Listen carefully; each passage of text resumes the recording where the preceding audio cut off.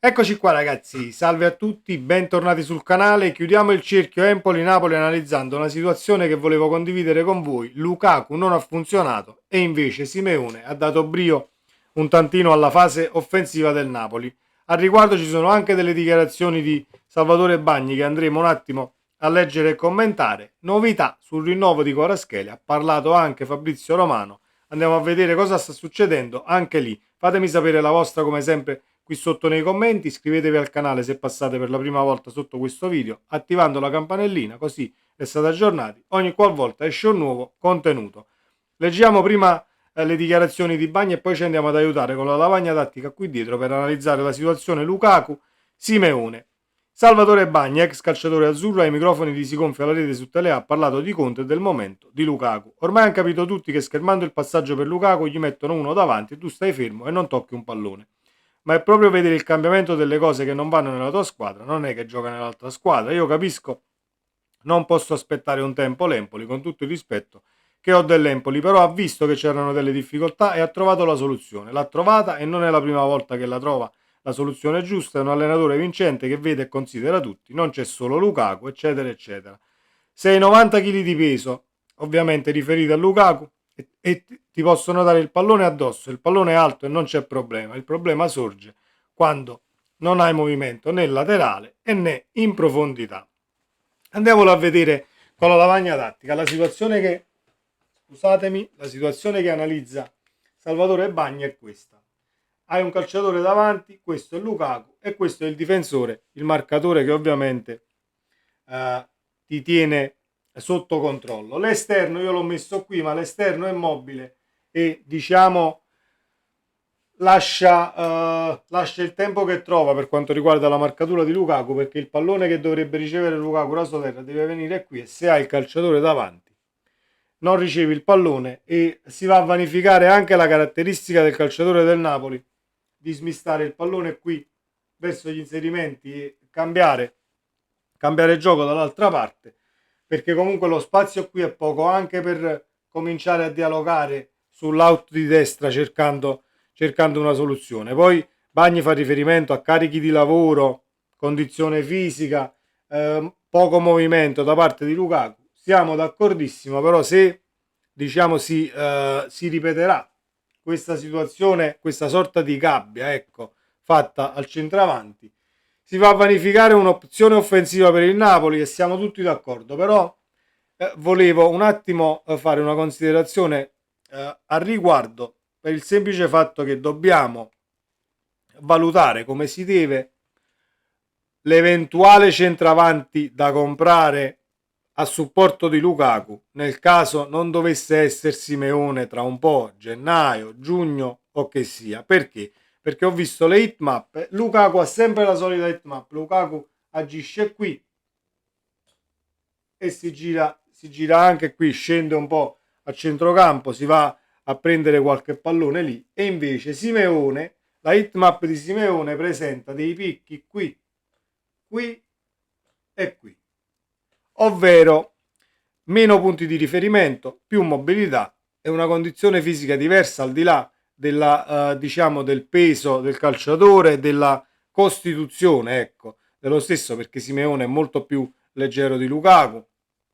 Lukaku è molto più pesante per quanto riguarda la mole muscolare, il peso e quindi la rapidità di movimenti. Complimenti a D'Aversa che ha letto questa situazione, ha ingabbiato Lukaku, sicuramente ci ha tolto diciamo una delle opportunità che ha il Napoli per quanto riguarda la costruzione offensiva, ma abbiamo trovato comunque l'alternativa, buon per noi, con Simeone e Conte ha letto benissimo il match e siamo tutti contenti per quanto riguarda la ripresa, perché nel primo tempo questa situazione ha pesato tantissimo in fase di costruzione, ci siamo ovviamente rintanati nella nostra metà campo perché non riesci poi a salire. Se l'hai preparata in questo modo e non ti riesce perché l'avversario l'ha studiata meglio di te e ha preso le contromisure, dobbiamo solo fare gli applausi a D'Aversa per come ha impostato la partita e come ci ha messo in difficoltà. Poi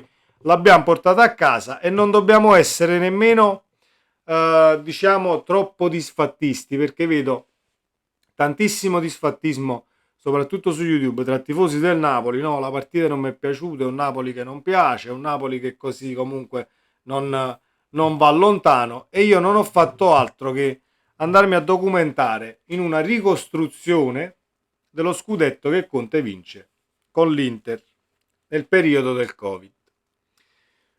Non la vado a leggere tutta quanta, altrimenti il video sarebbe troppo lungo. Vi lascio il link però qui sotto in descrizione della ricostruzione che fa Sky. Conte all'inizio di quell'anno con l'Inter aveva problemi difensivi. Dopo un po' di partite si abbassa di 15-20 metri il baricentro dell'Inter in quel caso. Conte vince comunque lo scudetto e trova la quadra a livello difensivo, abbassandosi un tantino al di là della rosa che aveva l'Inter quell'anno. Potevi permetterti di fare altre cose rispetto al Napoli di oggi. Era una difesa a 3, non andiamo a comparare le due rose, ma andiamo a comparare le situazioni e le soluzioni che ha trovato Conte poi quell'anno. Trova la quadra a livello difensivo e vince lo scudetto perdendo veramente pochissime partite, confrontandomi poi con tifosi dell'Inter, o meglio tifosi dell'Inter che però ricordano quasi tutte le situazioni storicamente della loro squadra. Mi hanno riferito che comunque anche nell'anno dello scudetto dell'Inter contro le piccole, soprattutto contro le piccole, Conte preferiva, tra virgolette, lasciare il possesso alla squadra avversaria, essendo consapevole di avere poi le armi a disposizione per imbucare, per portare la partita a casa. Siamo d'accordissimo tutti quanti, io in primis, che è una condizione nella quale poi ti ci vai a trovare e va a finire che la squadra avversaria trova un'imbucata, trova il gol, una deviazione, un gol fortuito, un rigore, un episodio e quindi vai sotto. Siamo tutti d'accordo che sarebbe molto meglio portarsi in vantaggio che rischiare di prenderlo il gol, però dipende da come ha impostato il match e dalla consapevolezza che ha il mister in panchina dal punto di vista atletico, perché se vedi che l'Empoli ha comunque prodotto tanto sovraritmo nel primo tempo, leggi comunque come si deve la situazione e pensi ok, non possono portarla alla lunga a questo ritmo, quindi cerchiamo di aver pazienza, compattiamoci senza rischiare poco e niente, e poi li imbuchiamo e cerchiamo di fare il nostro a livello offensivo. Così è stato contro l'Empoli, nudo e crudo è Antonio Conte, così come era l'Inter di quello scudetto. Con questo non sto dicendo che il Napoli così facendo porta a casa il tricolore, assolutamente no, però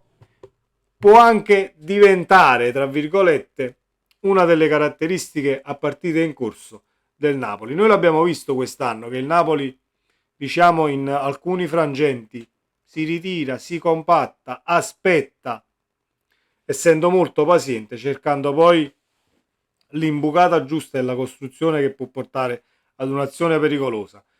Dobbiamo solo cambiare, secondo me, noi tifosi. Io l'ho già fatto e ho svoltato nell'aspettarsi un Napoli offensivo a 2000 in avanti, perché poi se le due situazioni le mettiamo sulla bilancia, una squadra offensiva che cerca di fare 40 tiri in porta, 3 gol, 5 gol, cercando di avere il pallino del gioco, è la stessa situazione sulla bilancia di una squadra che si mette lì, riesce a trovare una compattezza difensiva dove tu sbatti veramente contro un muro per tutta la partita, essendo consapevole di avere poi le armi a disposizione per poter punzecchiare, andare in rete e portare a casa i 3 punti, così come ha detto il mister. Abbiamo vinto 1-0 e aria fritta. Dobbiamo solo cambiare un tantino la concezione, non rapportarci poi più tanto al Napoli che è stato e i Napoli che sono stati in questi anni, perché le partite si vincono in un modo e nell'altro. Quindi, così come una squadra che si riversa in avanti può esporsi a contropiede avversario, al limite perdi la partita per 2 ripartenze, così come l'abbiamo visto con Spalletti, lo stesso Sarri, l'abbiamo visto, no? Nel nostro Napoli. Altrettanto si può restare tranquilli e vincere le partite con una squadra che abbassa un attimo il baricentro di 15-20 metri, però sa benissimo cosa fare in ripartenza e porta a casa comunque i 3 punti, perché alla fine quello conta, alla fine dell'anno saranno i punti a delineare la classifica, i piazzamenti Champions, chi sarà campione, eccetera, eccetera. Tutto qua, quindi era più per me che volevo un attimo chiarirmi questa situazione Lukaku-Simeone, ma le hitmap e anche le dichiarazioni di Bagni che condivido parlano chiaro. Complimenti a D'Aversa per aver letto la situazione in questo modo e speriamo che non la vadano a copiare in tanti, ma ne dubito perché chi andrà a copiare la situazione di D'Aversa ci sarà.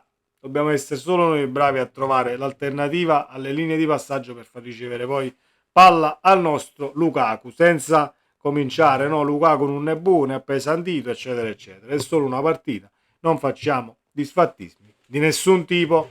Detto questo, il rinnovo di Kvaratskhelia e chiudiamo le parole del Corriere dello Sport prima e poi arriviamo a Romano. Come scrive il Corriere dello Sport oggi in edicola, la proposta del Club Napoli è la seguente: 5 milioni più bonus di base, così da arrivare a pareggiare lo stipendio da 6 milioni di Lukaku, più l'apertura a trattare l'inserimento di una clausola rescissoria in stile Osi, prima maniera, superiore ai 100 milioni.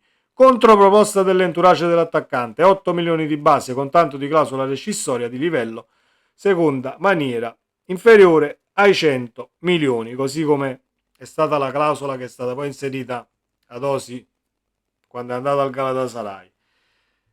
Fabrizio Romano: il Napoli ha già preparato una nuova proposta contrattuale per Khvicha Kvaratskhelia con un aumento di stipendio di oltre 5-6 milioni netti a stagione. Si prevede che le trattative con il suo campo proseguiranno nelle prossime settimane. A scriverlo sui social è stato l'esperto di mercato Fabrizio Romano.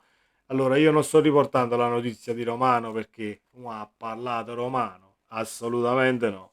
La riporto perché diciamo si avvicina questo fine ottobre e 2 settimane fa si diceva il rinnovo di Kvara arriverà, se ne parlerà a fine ottobre, quindi ci stiamo arrivando, può darsi che ci sia una svolta. Il Napoli non deve far altro che presentare queste offerte che abbiamo qui analizzato, senza svenarsi e senza fare no, allora se vuoi restare io ti do 8, non ti preoccupare, assolutamente no. Questa è la proposta, accetti? Bene, non accetti? A giugno te ne vai e troviamo il sostituto, molto semplice, senza andare a fare sì, ma perdiamo a Kvaratskhelia, perdiamo a Tizio Caio e Sempronio. Conte alla fine l'ha già fatto notare, nessuno è indispensabile, ha sostituito Lukaku. Voi pensavate che Lukaku usciva contro l'Empoli perché il primo tempo non si è visto. Si poteva anche pensare, no, ma quando lo toglie a Lukaku, quello è il suo pupillo. E invece, tatticamente, se non vai, puoi chiamarti Kvaratskhelia, puoi chiamarti Iniesta, puoi chiamarti chi che vuoi.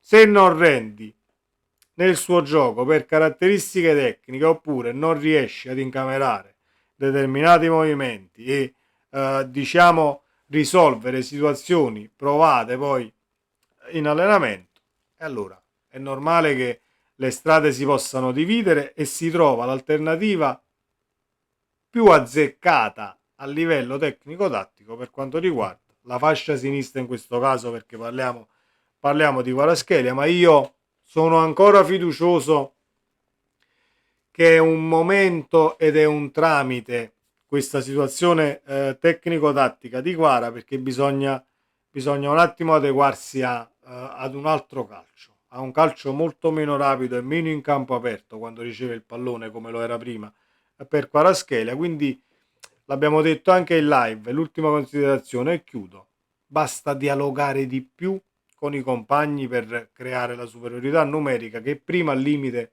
andavi a cercare e trovavi dribblando uno o più avversari. Adesso in primis non te lo fanno fare più perché hanno imparato un tantino come si muove Quara. Punto secondo è anche un po' il Napoli più dietro di baricentro, meno in campo aperto quando riceve il pallone Kvaratskhelia, che lo penalizza.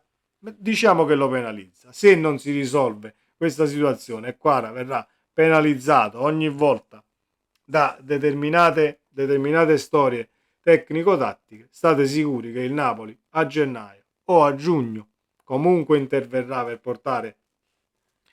portare in quel di Castelvolturno, in questo caso, poi vediamo quando cambiamo il centro sportivo, un personaggio che a livello tecnico-tattico si addice di più alle idee del mister. È una cosa normalissima e io, ma credo anche voi, lo sapevamo già.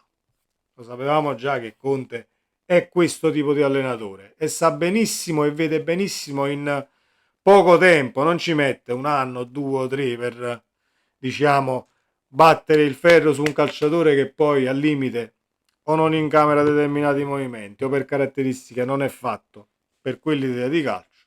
Lo si cambia, lo si mette sul mercato, l'ha fatto anche in passato, non è assolutamente una novità. Sempre Forza Napoli, cari ragazzi, ci vediamo nel prossimo video. Campanellina attivate, iscrizione, così restate aggiornati. Ciao!